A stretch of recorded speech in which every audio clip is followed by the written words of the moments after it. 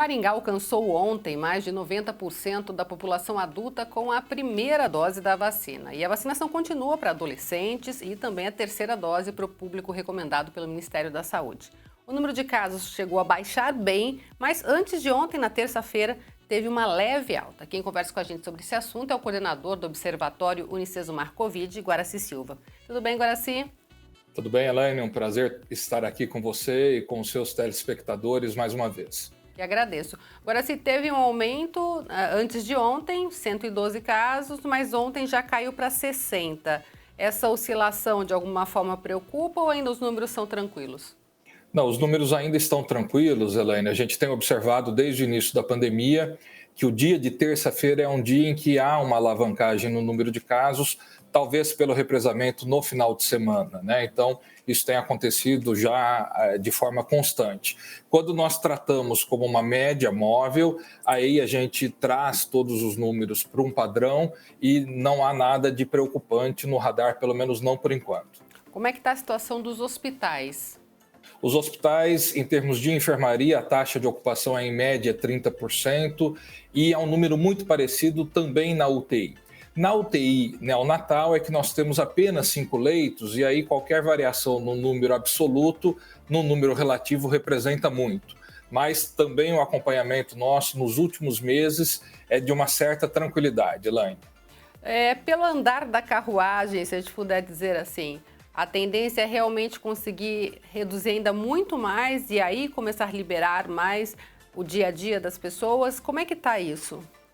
Então, nós estamos acompanhando isso, nós temos feito algumas projeções, tanto para a cobertura vacinal, como também para a utilização de leitos, e a tendência, mantidos os números atuais, são reforçadas pelas nossas projeções, que há sim uma certa tranquilidade, né? Então, as atividades estão sendo retomadas, você tem observado em algumas cidades. Já se discute, por exemplo, a liberação do uso obrigatório de máscaras em ambientes públicos. Aqui essa conversa ainda não existe de forma forte, marcante, mas os indícios são de que nós vamos resgatar, sim, uma certa normalidade, uma nova normalidade nos próximos dias. Ainda existe risco dos casos subirem ou pelo que está agora, o risco é bem menor? O risco é que novas variantes surjam e daí com um efeito multiplicador muito grande, com uma contaminação muito grande. Mesmo a Delta, que era uma variante temida, né, ela representou muito dos casos exponenciais, por exemplo, no Reino Unido, na Rússia. Aqui ela está praticamente neutralizada. Então, os nossos especialistas do observatório consideram esse risco somente se uma variante muito diferente vier à tona e passar a ter influência aqui no nosso Brasil. Agora se a gente percebe que a vacinação, terceira dose, já está atingindo um público até grande, né? A tendência é que todos nós devamos tomar essa terceira dose também?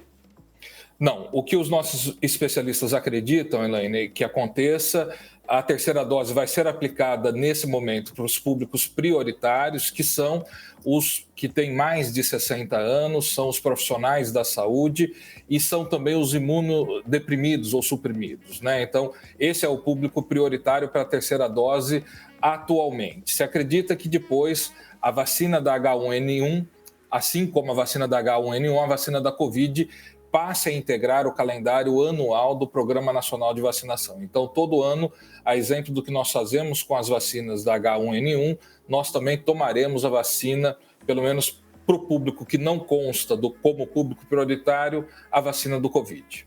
A parte boa também é que com esse tempo dá para ir aperfeiçoando ainda mais, né, a qualidade e a eficácia dessa vacina, né?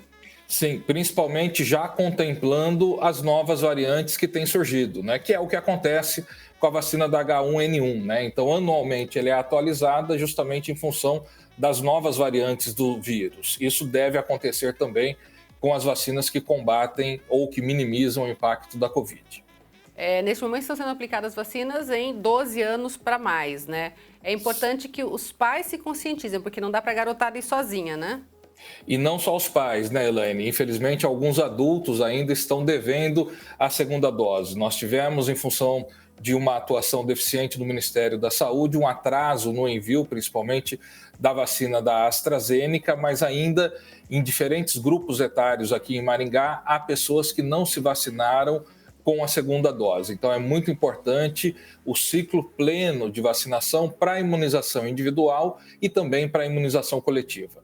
62% dos maringaenses aptos a tomarem a vacina, ou seja, aqueles que possuem 12 anos ou mais, já se preveniram com as duas doses, né? Os de 12 anos vão esperar o prazo regulamentar, que hoje é na casa de 56 dias para a segunda dose na AstraZeneca e Pfizer e de 21 dias para a Coronavac. Mas várias pessoas que já estavam no tempo de receber a segunda dose, infelizmente, ainda não foram vacinadas com a segunda dose. E além da saúde, é importante ficar atento, porque eu já vi vários eventos que vão abrir para público, claro, tudo dentro das regras, que exige a carteirinha de vacinação, senão a pessoa não entra, né?